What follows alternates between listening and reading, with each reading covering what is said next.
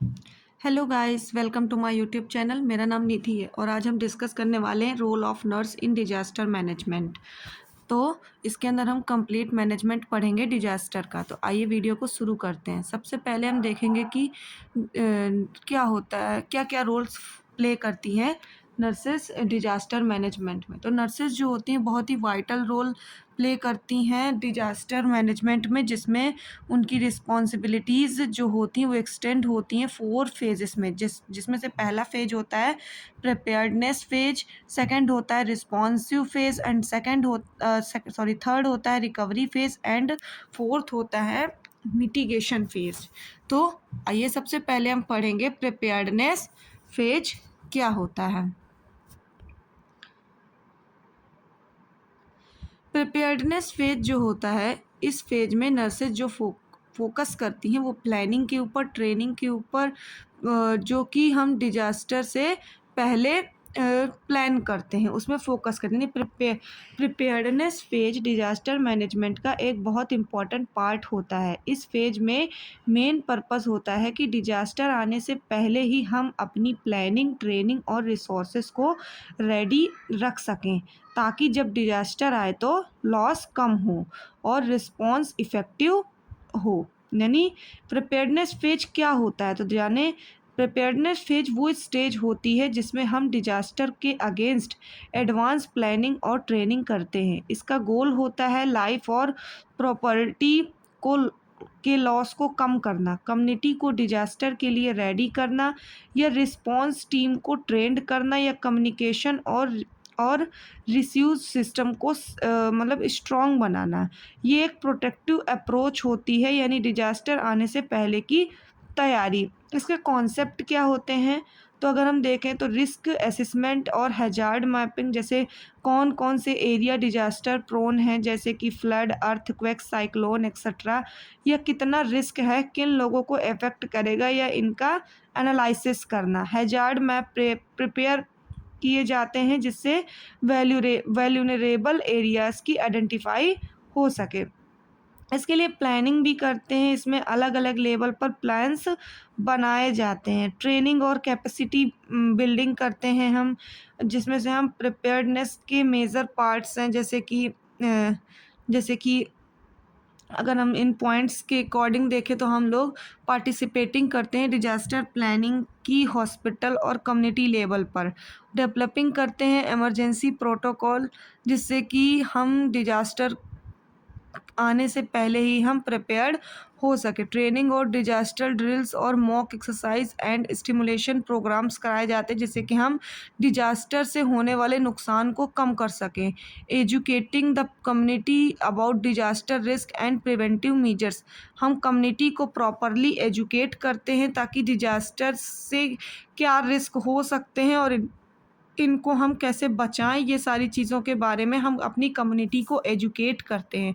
Prepare करते हैं हम इमरजेंसी किट को, और इंश्योर करते हैं उसकी एबिलिटीज़ और उसकी सप्लाइज़ को, कि वो मेडिसिन्स कितनी सप्लाइज़ करेंगे, क्या मेडिसिन्स हो गई, सप्लाइज़ हो गई, ये सारी चीज़ों की हम अवेलेबिलिटी चेक करते हैं। यानी हम प्रॉपर इमरजेंसी किट को पर प्रिपेयर करते हैं। अब updating knowledge and skills in first aid like as trauma, CPR या फिर सीपीआर या फिर इन्फेक्शन कंट्रोल जैसी चीज़ें हम अब के बारे में हम नॉलेज प्रोवाइड करते हैं। प्रिपेयर्डनेस पेज का इम्पोर्टेंस क्या होता है, तो यदि हम देखें तो रिस्पॉन्स फास्ट होता है, इसमें डेथ और इंजरीज कम हो जाती हैं, रेस्क्यू ऑपरेशन स्मूथ चलती है, पैनिक कम हो जाता है, स्ट्रेस लेवल कम हो जाता है, और इंफ्रास्ट्रक्चर और रिसोर्सेज रेडी रहते हैं। क्लियर है।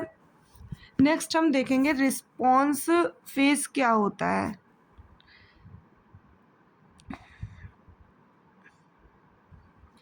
रिस्पॉन्स फेज डिजास्टर मैनेजमेंट का वो स्टेज होती है जब डिजास्टर हो चुका होता है या हो रहा होता है, और उस दौरान हम तुरंत एक्शन लिए जाते हैं ताकि लाइफ को सेव हो सके, इंजरी ट्रीट हो और डैमेज कंट्रोल किया जा सके। ये फेज इमीडिएट एक्शन पर फोकस करता है। रिस्पॉन्स फेज रिस्पॉन्स फेज अगर हम देखें रिस्पॉन्स फेज क्या होता है, तो रिस्पॉन्स फेज वह पीरियड होता है जब डिजास्टर के बाद सबसे पहले इमरजेंसी मीजर्स के लिए जाते हैं। इस फेज में का मेन पर्पस होता है life saving activities, assist, protection, rescue operation, emergency relief provide करना या फिर कम्युनिकेशन सिस्टम रिस्टोर करना। क्लियर है। तो इसमें हम रैपिड असेसमेंट करते हैं सिचुएशन का और देखते हैं कि पेशेंट को क्या क्या नीड्स हैं डिजास्टर के रिगार्डिंग। ट्रिंज ऑफ विक्टिम के बेस्ड हम सीवियरिटी चेक करते हैं और इंजरी को चेक करते हैं। क्लियर है।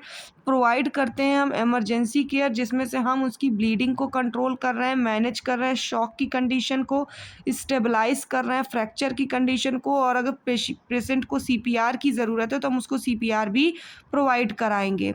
और प्रिवेंट करना है हमें infection say about aseptic technique की हेल्प से, और एडमिनिस्ट्रेशन करना है मेडिसिन। अगर किसी पेशेंट के अंदर फ्लूइड की कमी है तो हम उसको आईवी फ्लूइड, और ऑक्सीजन की कमी है तो हम उसको ऑक्सीजन थेरेपी भी प्रोवाइड कराएंगे। हम पेशेंट को प्रॉपर साइकोलॉजिकल सपोर्ट प्रोवाइड कराएंगे, विक्टिम को भी और उसकी फैमिलीज़ को भी। कम्युनिकेशन एंड कोऑर्डिनेशन बनाकर रखेंगे डॉक्टर्स के साथ, ईएमएस के साथ, पुलिस के साथ और डिजास्टर टीम के साथ।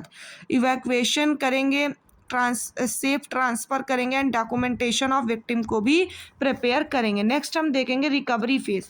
रिकवरी फेज के अंदर after the disaster nurses help the community returns to normal.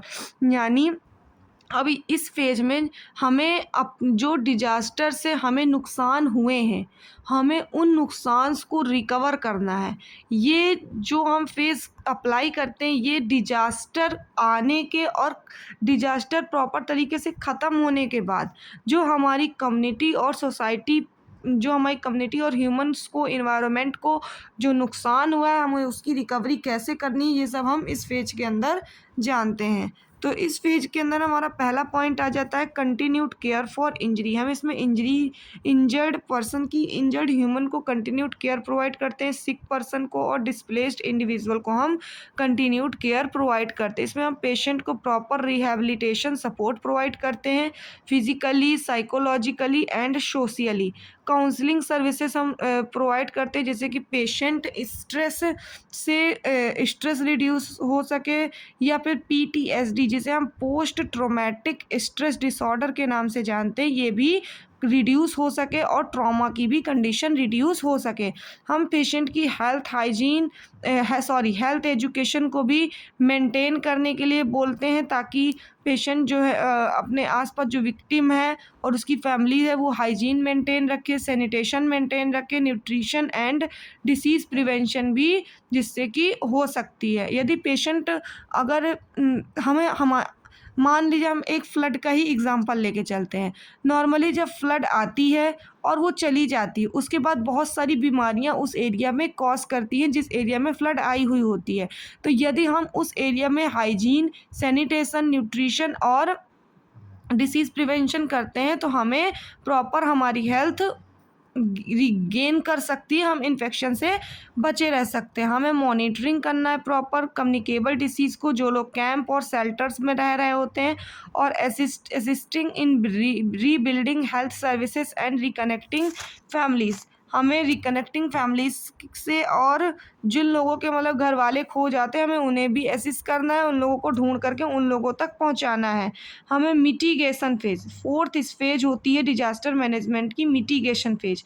इस मिटिगेशन फेज में हम फ्यूचर में आने वाले डिजास्टर के लिए फ्यूचर में आने वाले डिजास्टर के ऊपर फोकस करते हुए हम उसको कम करने के लिए हम एक प्लान तैयार करते हैं, वो इसी फेज में हम करते हैं जिसे हम मिटिगेशन फेज के नाम से जानते हैं। इसमें हम आइडेंटिफाई करते हैं रिस्क फैक्टर जिसकी वजह और वैल्यूरेबल पॉपुलेशंस को जिसकी वजह से हमें फ्यूचर में डिजास्टर कॉज कर सकता है, तो हम उसे टाइम से पहले ही ट्रीट कर लेते हैं। प्रमोट करते हैं हम सेफ्टी मेजर्स को जिसमें हम सेफ हाउसिंग, क्लीन वाटर और इन्वायरमेंटल हाइजीन प्रोवाइड कराते हैं, प्रमोट करते हैं इनको जिससे कि हमारी हेल्थ अच्छी हो सके। Advocating for policies that reduce disaster risk. हम एडवोकेटिंग करते हैं उन पॉलिसीज़ का जो कि डिजास्टर रिस्क को कम कर सकते सकती हैं। Training communities in early warning sign and emergency actions. हम ट्रेनिंग कम्युनिटीज़ को अर्ली वार्निंग साइन के बारे में बताते हैं और इमरजेंसी एक्शंस के बारे में पार्टिसिपेट करते हैं हम उन रिसर्च के ऊपर जो डिजास्टर ट्रेंड्स पे चल रही होती है और उससे क्या हेल्थ पे इफ़ेक्ट पड़ेगा, हम इन सारी चीज़ों के बारे में जानकर और अपने डिजास्टर के मैनेजमेंट को और अच्छा बना सकते हैं। तो इस the role of nurses in disaster management में इतना ही। यदि आपको ये टॉपिक क्लियर हुआ हो तो मेरे चैनल को लाइक करें, सब्सक्राइब करें एंड बेल आइकन को प्रेस करें। Thank you.